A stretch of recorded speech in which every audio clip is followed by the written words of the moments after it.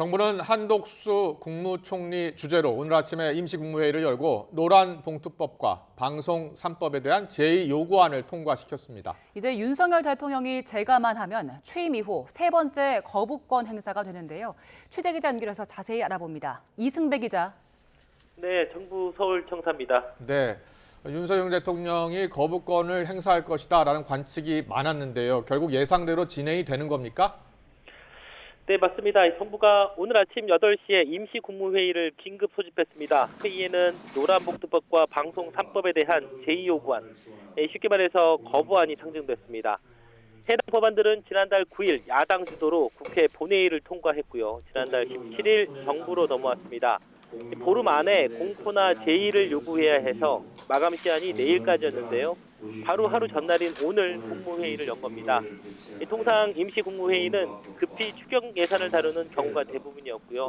이번처럼 특정 안건 처리만을 위해 소집한 경우는 드물었습니다. 한덕수 국무총리는 모두 발언에서 해당 법안들에 대한 생각을 밝혔습니다.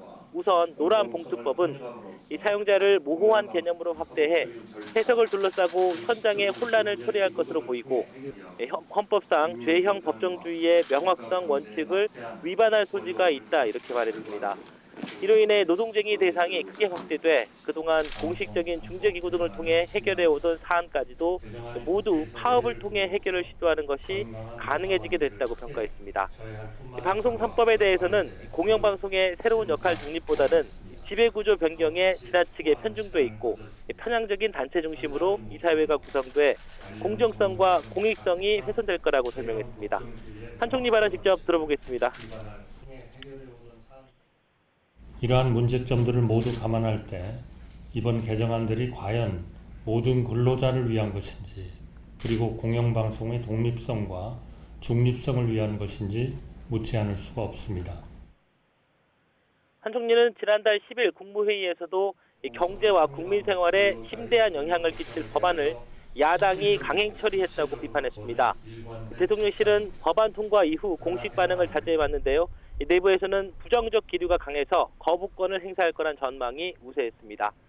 제2요구안이 국무회의를 통과하면서 윤석열 대통령의 재가만 남았는데요.